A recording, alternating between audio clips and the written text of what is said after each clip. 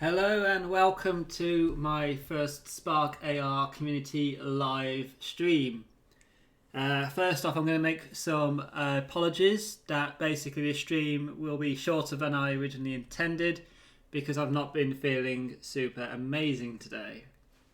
And so what we're looking at doing during this stream is I'm going to try and animate this poster, and I'm trying to make this poster into a AR tracked object using Spark AR Studio.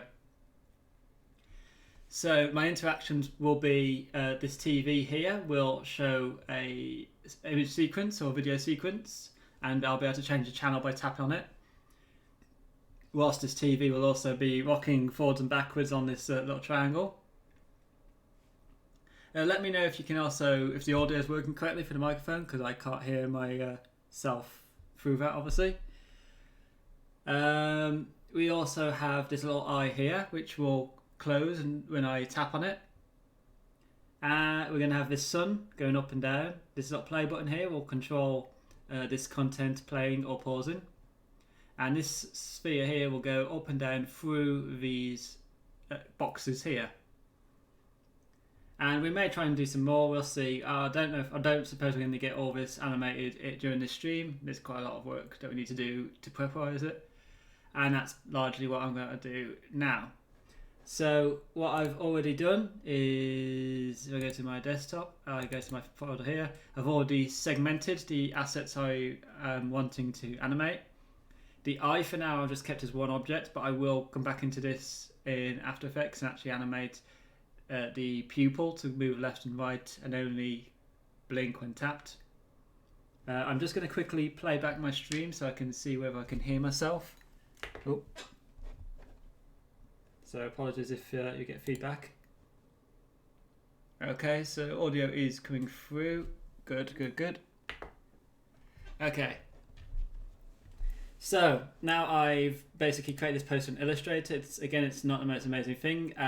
In order to do some of these animation things, I will have to go into After Effects and create an image / video sequence later on. I'm not going to do that during the stream because that's going to take ages, and like I said earlier, I'm not feeling super marvelous today. So I'm going to open up Spark AR, and I'm using version 73, which is the latest at the time of doing this stream. I'm just going to create my project, and I need to go to Project, Edit Properties, and Disable Instagram because I'm going to be using an image target. And I'm just going to need to save this poster first. Oh, hang on. Let me just mute that for a second.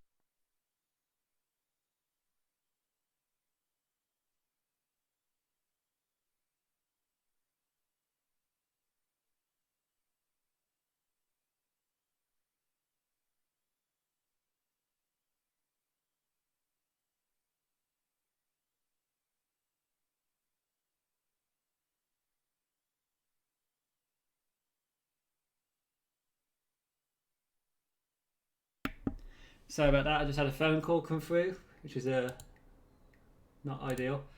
So I'm just going to export this poster, and I'm going to save this as a PNG, as a JPEG, sorry, because that's all I need to do it as. I'll just save this. I'll go to my Spark and I will add my fixed target tracker, because I've actually changed the name of this in this version, which is always fun and games when a software decides to change its name for an object. I'm just going to insert that into my scene, and instead of just getting this blue square, we now get a blue square with this checkerboard pattern, which is a change between version 72 and 73 on Windows. So with this static target tracker selected, I'm going to choose File, and I'm going to go to my desktop and choose my poster, like so. And now whenever this poster is seen, whatever content is linked to it will also appear. Now, because I'm going to be animating some of these sections individually, I don't want them to have this ghosting effect where I see the original poster underneath. So I'm just going to have to quickly turn off some of these other layers for a second. So I'm just going to go to layers and just turn all of these off. assets off like so, because I just basically want to try and keep in bare minimum. At some point, I'm actually going to do this later because I know there's a few things I'm going to need to back on. But what I will do is I'll create a poster over the top of this one, which will just be a plane without the assets that I will be wanting to animate underneath on, essentially. Let's just full screen this. So with my static target tracker selected, I'm going to right click and I'm just going to add my plane. I'm going to bring this forwards. And I'm going to just position this here for now. I'm now going to add some assets from my computer. So I'm going to go to my poster folder. I'm just going to select all my assets I've created and extracted from my poster like so. And on this plane, I'm going to select the material options, select little plus, create a new material. On this material, I'm going to choose my box. So that will be this square here. I'm going to turn on alpha test.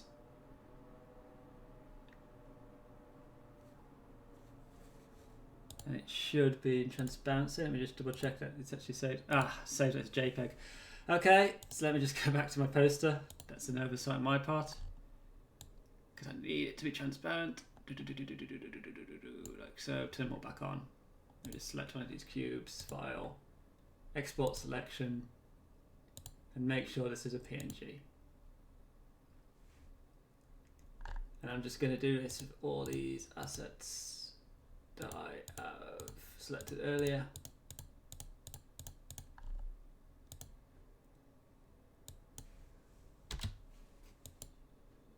And just export all those again, but this time as PNGs. There we go, so I've now got a transparency. I'm just going to delete those assets I've imported because I forgot to, I'm doing this with some speed. So let's just re-import those. There's the PNG versions. Like so. And just re-import my poster because I accidentally deleted that, which I didn't mean to. Okay, and put that back as my target. Okay, so now with this plane selected and I've got material on it, I'm going to select my material and choose my box, which in this case is asset 3, and I'll rename these later on. And just adjust my cutoff so I don't have this edging as apparent. And now I need to position this plane over the top of my first box. And to make my life a little bit easier, I'm going to just use this as a kind of reference for me. And it's not going to be perfect, but this is why I'm going to be creating a layer underneath that will hide the elements that are going to be animated. And I am actually just going to select this material and make sure it's a flat so I don't have it impacted by the lighting conditions, because I don't really want that to be the case. So now I've created this plane, I'm going to duplicate it and move this up to create my second one. I duplicate it again to create my third, and one more to create my fourth. And now I need to bring each of these layers forward and adjust the position on the Z-axis. So I'm going to bring that one forward, bring this one forward, and then bring this one forward. So if I actually was to go to my side here, they are actually slices. It's very hard to see here, but you can see the like slices. And I'm going to have the ball go through the slices accordingly in a second. So at the moment I'm just basically recreating and repositioning all the assets I've already made on top of my poster as I see fit. Let me just check my comments. There we go. So I'm trying to basically match things up. I'm using my poster at this point as just a reference grid. And I'm going to rename all my assets as I go through to try and make my life a little bit easier. And you can sort of see how I'm trying to do this fairly fast, and like I said earlier, I won't be able to complete this during this stream because this is going to take a lot longer than I can tonight with my current health being the way it is. There we go. So we have our 4 boxes. I'm now going to just create one more plane. Make sure this is a child of this. I'm going to rename this to be my ball. Bring this forwards. I'm going to scale this one down a little bit. I will probably have to adjust this again once I've actually put the material on it. Create my new material. And on this material, I'm going to give it the texture of the ball, which in mine is asset 12. Make sure the alpha test is turned on and adjust its cutoff to reduce the edging. That's there. And make sure it's a flat texture like so. So again, I'm just going to position this roughly where I want its starting position to be, and I'm going to have to adjust its layer within the Z-axis. So I want this to kind of make sure this goes up through these correctly. So it's going, so that's not how I want it to be. So I'm going to have to just adjust these boxes. So let's pull this ball back, and I'm just going to 1, 2, but the 3 doesn't quite go through correctly. So I'm going to have to do a transition where it goes from a position here on the Z-axis and then changes slightly to go forwards through the Z-axis, I think. Or actually what I might actually do when I come back to this and do this with a bit more focus is I might actually cut these boxes, front and back parts, into separate layers. So I have a plane for the back end, a plane for the front end, and then basically the ball would go over the back plane but behind the front. This is just, again, me trying to create this fairly fast. This is something I only really designed last night, so it's got a little bit of room I need to work out. So I'm going to try and grab a pen and make notes of my values on the Z-axis at the end position and at the start position, and then try and see how that will work with the transition as it stands. So at this point on the Z-axis, it's 0.5. I'm not concerning myself with the X or Y at this point. Move this down, down, down, down, down, down, down. And at this point here, I want it to be, let's just check. This needs to go behind this.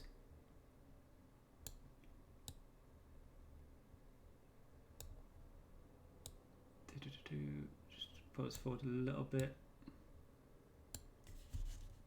Okay, so 0.007. So this is where basically it's quite good to have a piece of paper with you and a pen just to note things down and work things out as you go through it. So it goes from 0.034 to 0.007 on mine. Okay, so that's just, so what we'll have is we'll actually have a transition value that will animate between the Z-axis position at 0.34 at this point down to here, and then bounce back up to here, and we'll use that for using a transition. We'll see if we can get that working before the end of the stream. No guarantees, because like I said, I will cover this in a dedicated series of videos later. This is just me sort of doing most of the prep work live, and we'll go through the actual steps of how each of these elements were animated in dedicated videos in the next few days and weeks. So I'm just going to add another plane again, and again I'm just covering up the items I've already got. So this one's going to be my play button, so I'm just going to create another new material. I'm just going to rename these materials so I actually don't get too confused, because we're starting to get to that level of having a lot of assets in our scene. If anybody has any questions or queries, you can feel free to comment, and I'll try and answer them as I see them or am able to. I can't promise I'll have all the answers because there's still things I'm learning whilst doing this. There we go. So I'm just going to again position this to cover my play button and my scene. And what will happen is when this is tapped, this will be our video controller for playing the image sequence that we'll have on this TV later. Now that image sequence, I'm going to actually, how I'm going to create that is I'm actually going to record my computer screen, then put it into After Effects and export as an image sequence. So let me just show you roughly what I mean by that. So I can go to After Effects, I could go to Export, add to render queue, output options, and I would export it as a probably a JPEG sequence because I'm not going to be keeping transparency with this. So I'll be doing that, and I'll be saving a series of images that I can then transition through as if it was animation. But that's basically what I'll do, but I haven't got that done yet because I need to decide what content I want to put on the screen. So for today, like I said, it's mostly going to be setting this up. We might get a bit of transition, a bit of animation in there. We'll see how time goes. So I'm just going to adjust the scale. So in fact, I'm just going to use the scale tool here and try and get this to roughly cover the size of my original design, like so. And again, like I said, I'm going to actually create a cover for this poster that will hide the elements that I'm duplicating at the moment, having it on different layers. And I want to try and make it so when I look at things from the side, I get a sense of some depth coming out, so a bit of a parallax effect. But again, it'll be quite easy to tell once we actually got we'll get towards the end game of it. The preparation typically always takes longer than the final making of it, which is why I'm doing this as a live stream, because I could just do this in my own time, but I kind of just want to sort of show you a lot of the prep work that has to go in to creating some of these effects. And believe it or not, there is a lot of prep work that has to go into planning my content and my videos, and that's largely why a lot of the videos I do a lot of videos you may never see because I don't actually upload them because I'm not happy with the end result. So that's why there's quite often a gap between one video and another. Oh, there we go. I can't understand. Are you doing the animation first in After Effects and then exporting it to Spark? So the way I'm going to be breaking this down is I'm actually going to create the animation for the TV screen in After Effects first. I won't be doing that during this stream, but I will be creating that as an image sequence, and there's a video on how I did that that's on my channel already on how to create an image sequence. I'll be doing that same method with After Effects for that. But in terms of things like the ball and the sun and some of the TV rocking left and right, I'll just be animating that within Spark AR using transitional values in the patch editor. So it will be a combination of animation created in a video editing software and animation created within the package itself. I hope that kind of clears it up. And again, it's mainly because the animation controls within Spark AR are somewhat limited. Not to say you can't do amazing things with it, but it's just, for me, I just want to have more control over it, and I'm a lot more familiar personally with After Effects than I am with Spark AR animation sequences. So yes, let's just prepare all these assets like so. So yeah, the ball will go up and down through these layers. I think I am going to have to go back and in Illustrator or in my photo editing software actually split this cube into a front and back patch, because I think it'll be easier than trying to get it to clip through all these cubes, because I can just see it's going to cause some problems with clipping as it goes transition between this value and this value. I just know that from past experience.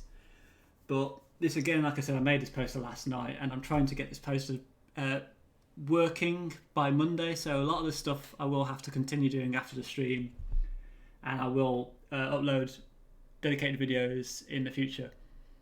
I'm doing okay. I am feeling very ill today, which is why I don't have a live webcam in action, and why the stream will be shorter than I had hoped. I was aiming to actually go through the entire process from beginning to end. I'm instead going to have to do some of those steps as dedicated videos, I'm afraid. So I got that one. So I'm just going to get, like I said, I'm just at the moment it's a lot of just adding planes, adding the content I want over the top of itself, which is very tedious. But I'm having to do this largely because I need to teach on Monday some students how to do plane-based tracking or target tracking, sorry. And I'm kind of a little bit sick of giving them a non-poster. And believe it, straight away, once the stream is done, I will be probably going back to sleep because I am feeling it has been a very rough week. That's at 5.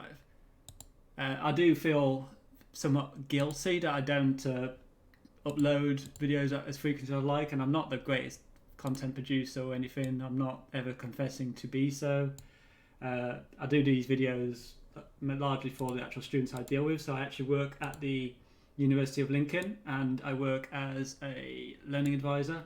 So I kind of work as technical support and teaching students how to explore future technologies. So I get to do a lot with VR and AR and 3D printing and such. Here we go. Right now in this moment I'm trying to animate a filter, just a 2D image, like moving it up and down on the screen. I don't know how to do it in Spark. So let's see. Trying to animate a filter, just a 2D PNG moving up and down on the screen. Right, so the way we could do that is I might just sort of show you how to do this quickly because I'm aware that time-wise I'm probably not going to get too far with this. So I'm going to go to View, Show. I don't want to show that. I'm going to just unhide that for a second. Show hide, show patch editor. So I'm going to select my ball option. I'm going to go to my position, get that in there. I'm going to add in my animation. So I'm actually going to have this ball going up and down, so I'm going to be using a loop, but you would possibly, if you only wanted to do it once, just use a play, but I'm going to use loop because that's what I need for my case. Once this is played, I want it to go to a transition. So I'm using a transition. And I'm going to be using, you see these 3 values here? The start values will be the values that it is at the beginning. So in my case, the end point here, and the start point will be the end values, or vice versa. So I want to loop between the values I put here. So I need to make a note of what values I have for that object to begin with. And then I put in the values I want for the end, and it'll transition between this and this. And the curve at the moment as a linear would be, it plays at once, and then it would just bounce back to the end. If I want to make it a bit smoother, I would enable the mirrored option within my loop animation. So let me just type in these values. So 0.100, 0.094, and 0.034. And I wanted the end value to be 0.007 on the Z. And let's just work this out. Where do I want this on the Y is going to go? So I don't want to move it on the X axis, so I'm going to keep the X at the same as what my starting value is. But I want the Y, which is the up and down value, to change. And because I'm going down, it'll be a negative value, so it'll be negative 0. Let's say 5. I don't know what that is yet because I haven't actually. I'm just spitballing this at the moment. Okay, so at the moment those values aren't right. So you can sort of see how it's bouncing up and down between the two, between using a transaction value. I haven't got these values correct because I want it to actually go from here down to here. So let's actually just try making that positive and see what that does. Yeah, it's still not quite where I want to be. Okay, so let's go with negative 0.00. It's you can sort of see what I'm trying to get to do. It's not quite working right because I haven't actually split my cubes up correctly. So I actually need to go back into my editing software and split the front and back of the cubes more. But I'd like it to be able to go through these cubes. And in fact, I might make these in Blender and 3D actually at some point down the line. But for now, I'm working on 2D and it's not perfect, and I will have to go back and tweak this. And this is just, again, me preparing the assets for future content videos I'm working on, largely. So let me just break that link so I don't get driven mad by it just moving indefinitely. But I hope that kind of makes sense. Jose Power. I hope I've said that correct.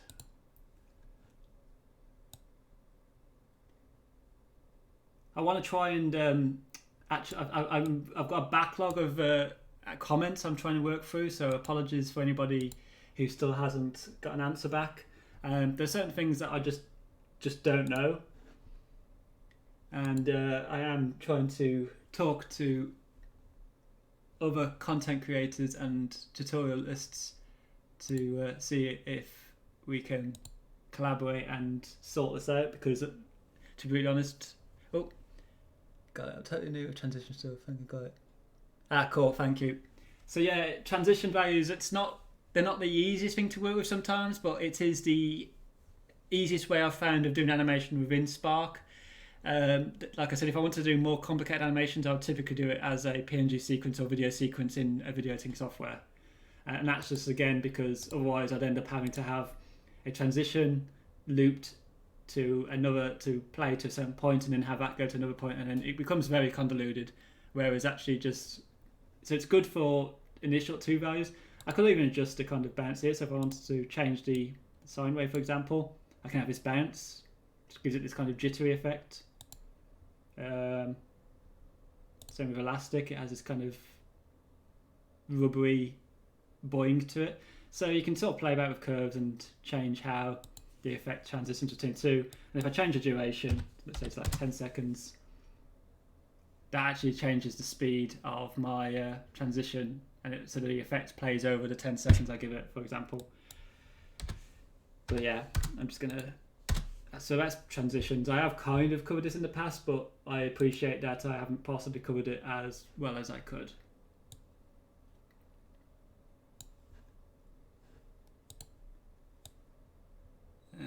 So I'm just trying to put this TV on there. I'm going to add another plane, and this plane will be a child of this triangle, because this eye will be a separate asset, but it will be one that will follow this cube, because I'm still considering making this cube do something more than what I've planned. So I'm working at the moment off.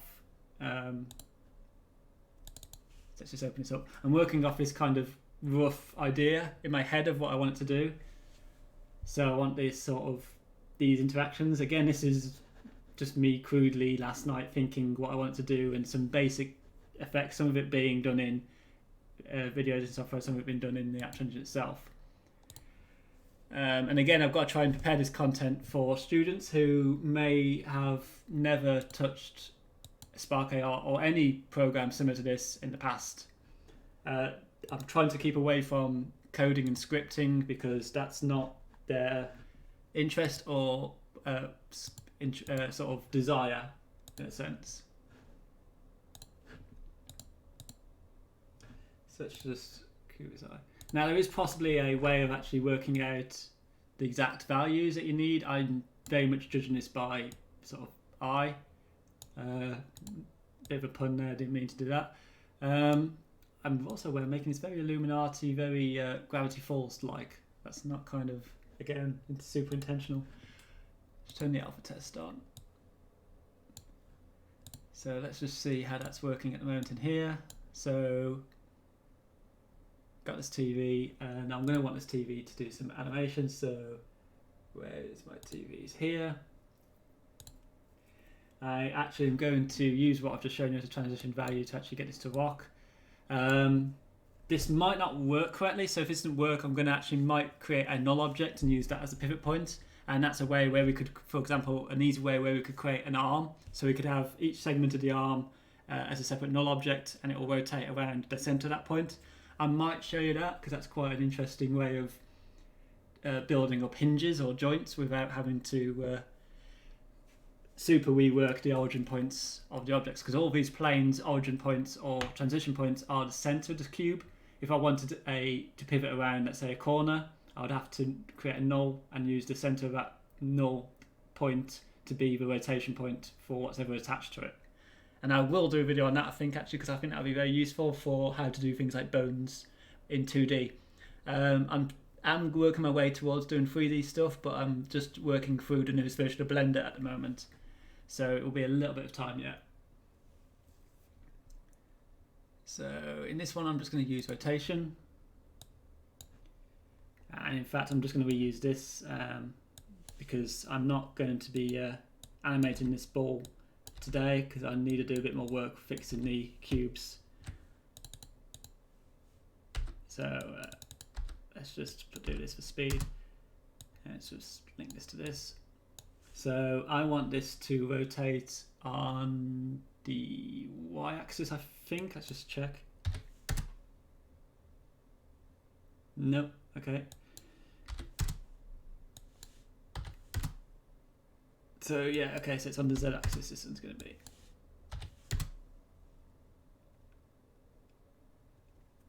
And I'm going to have this rotate by... So in fact, because I've already made this image on a kind of angle, which I don't really want, I'm going to actually have to... So that's making it go like so. Let's make this go 20. There we go. So you can sort of see I've got this TV sort of bouncing between one and the other. It's going way too fast, so I'm going to actually adjust the duration. And I don't like this elastic effect, so I'm going to go with more of a... trying to think what would work really well. Would a circle in out work? Let's see. I might just keep it linear for now and think about the curve afterwards. So yeah, what I'll have on this TV, there'll be a plane that will have a video sequence on. So let's just rename this now to TV. And then add a plane to this. And as you see, because this is a child of this object, it keeps the rotation and values with it. And what I'm going to do is I'm just going to scale this down. I'm actually going to pause my animation so I can actually work on this with some sense of normality. And what I want to do is create a plane that's roughly the size of my TV screen.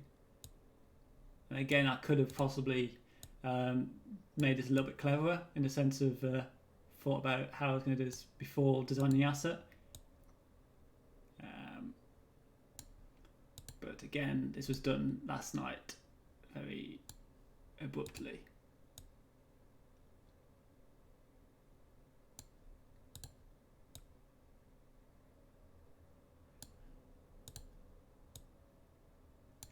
I am also considering actually creating a kind of curved plane. Let's just see, this doesn't look quite like it's right. Let me just adjust the viewing position. Come on, come out of the way. Out of the way, please. Okay. View front.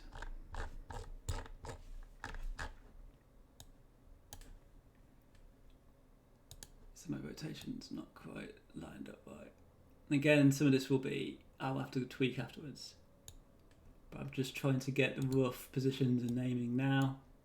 So when I actually get all the interactions in there, which again I'm going to try and record how each element was made in a separate video, maybe if people want that, we'll see. I might not do everything. That would be, because I'm trying to make sure I now build video content that actually shows you an output being generated rather than just parts of a process. Right, so for every object I want to animate, I need to add a loop and then transition to the patch editor. Right. For every object that you want to have at loops, yes. If it's a animation that's a one-off playment, as in it plays once, you would need to use an animation patch like so, and then link its play and reverse values to some form of control. So that could be an object tap or a screen tap.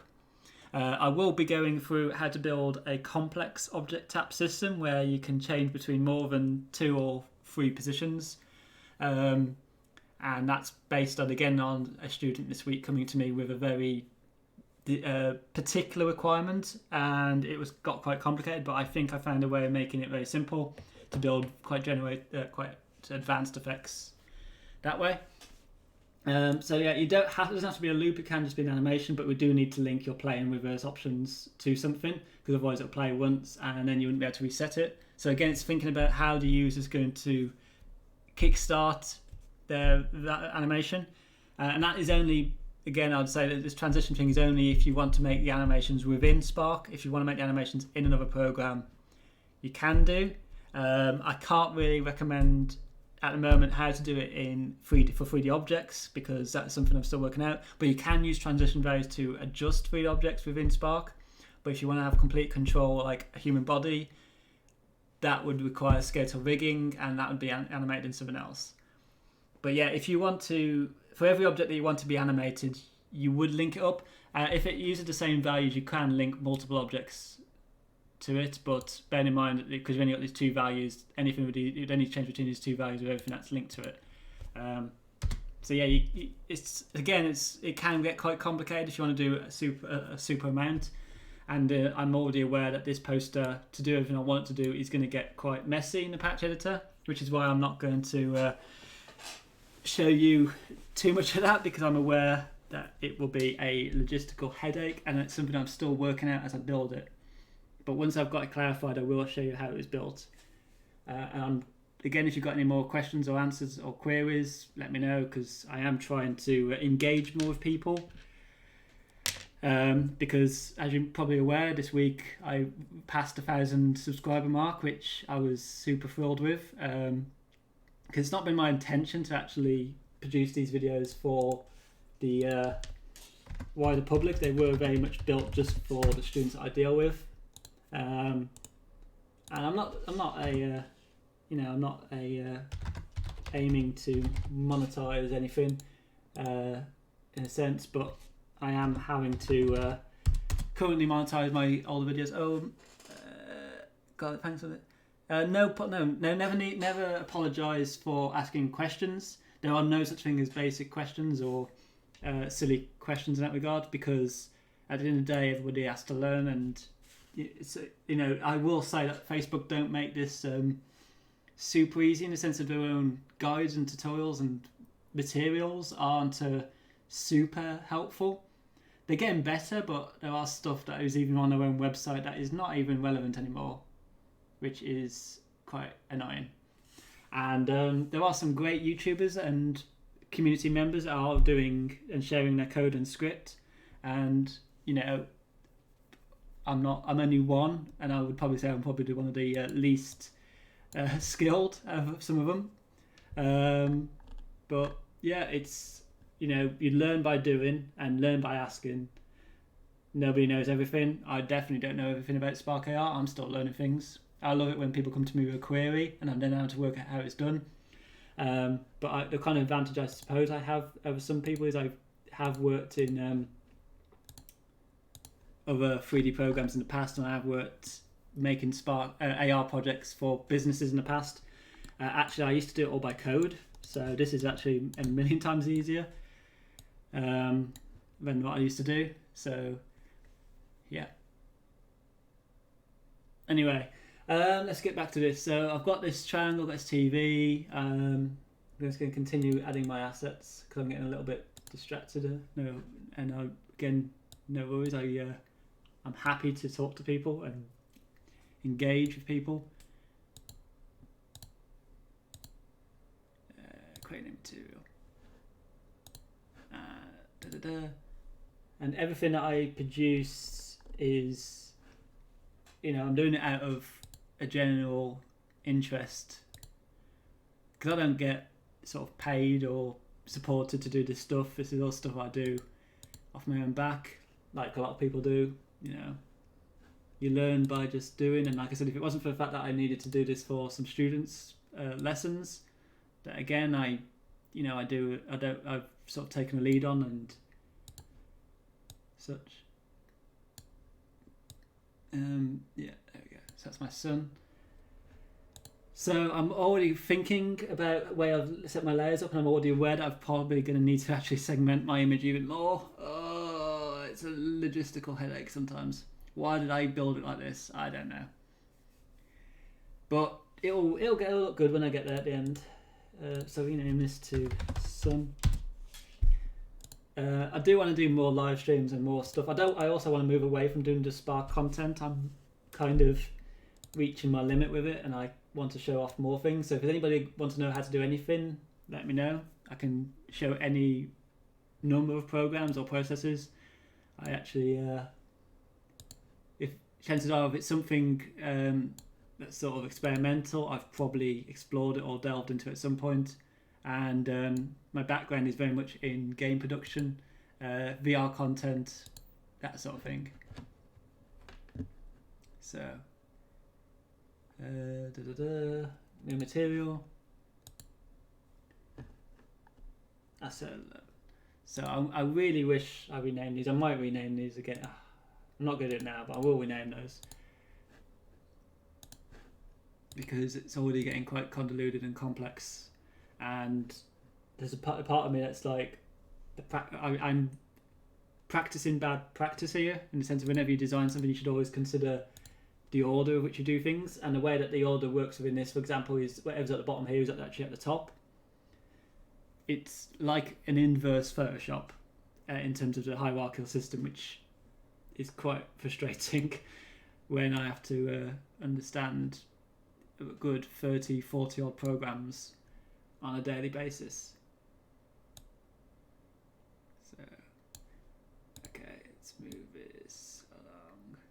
I'm not too worried about the scale of this one, because I'm aware that I'm actually going to completely cover up and not have this content on my poster at this stage.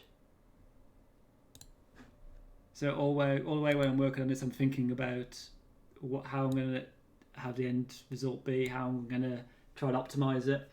Facebook and Spark AR have recently increased their limit from 20 megabytes to 40 megabytes in version 73, so your uploads can be larger. It still needs to be around 2 to 4 megabytes max for the filter, but the file sizes and project sizes can be larger now, which is quite nice. And I would love for people to share what they've produced and made, because it kind of gives me ideas and inspiration on how to deconstruct it and then reconstruct it in a format that other people can quickly understand is the goal. So this playing here, do I want this to be animated in here, or do I want this to be afterwards? I think like that. I'm actually just going to add a canvas to my scene, because I want to add some UI elements, and I'm going to just create a rectangle, and I'm going to have this rectangle fill my width and fill my height. I'm not going to actually do anything with this now, but I want it there for later, because I am actually going to have a colour filter over this camera effect. But for now I'm going to have that do nothing, but I am going to add some text, not 3D text, just some standard 2D text. And I'm going to insert some dynamic text, because I'm going to have this be title case. I'm going to change the font size to scale to fit and bring my text down to a corner of my screen. And the reason for this will be, again, for my students, it's good if we can have a kind of evidence of UI in there in some way. So yeah, so that's in there, that's in there, that's in there. Let me just see if I've got a sequence I could use for now. There's me on the Oculus Quest. I probably don't actually have many assets on this machine. Okay, I do have this, so I might use this. So I'm just going to add an animation sequence for now. So I'm just going to go and add an animation sequence. And then I'm going to go to texture, choose file, navigate to my frames. So these are just a series of PNGs or sequences that I've created in a program. These could be created in GIMP, Photoshop, or any Illustrator program if you really wanted to, and just move the transition of the image up one by one and keep the names sequentially named. So this could be dog 1, dog 2, dog 3, etc. As long as they're named sequentially, it's fine. Just press open. So that should import my 15 frames. I'm going to go to my TV screen, create a material, create new material, on this new material that I've just created, I'm going to add my animation sequence, like so, and let's see. This animation sequence is not currently playing. It's compressing 15 frames. Okay. Create, produce, patch. Oh, I'm not going to do that at the moment.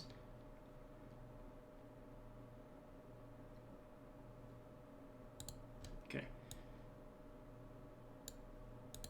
So let's. So I'm just talking to myself a little bit in my head. I'm trying to work out my logic here. Animation, frame position, I'm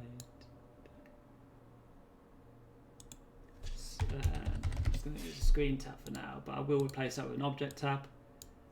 And let's just see if. Okay. So it's firing, playing, progressing, but it's not progressing anywhere because there's nothing to progress to. Okay. Let's just remove that for now, and I will think about that later. Okay. So yeah, it's like I said, it's got a way to go. Actually, it's because I paused it, innit? Yeah, it's because I paused it. Okay. So 25 frames a second. No, reduced 25 frames a second. Why are you not playing? Are you still compressing? Is that the reason why? Let's turn no compression on. So another thing you may have noticed in my other videos is at no point do I ever say to turn compression off. For example, with the quad split face, I've noticed some people have been using that tutorial to make their own filters, and they've got this kind of joins. The reason for that is they're not turn the compression option off. I would recommend, if you're doing something like that, to actually turn it off. I didn't mention that in the video because, again, these videos were largely created for the students. I think when they really overcomplicate things. But sometimes you need to turn compression off and actually suffer the performance hit to keep the quality. I am starting to very much flag at this point in time. I'm starting to wear out and I'm feeling very ill at the moment, as I said earlier. So I will be cutting this stream short. I'm sorry that this hasn't gone through this entire process as much as I would have liked. I'd like to have had a lot more options in there today, but it's just been a case of just pure illness that's holding me back today.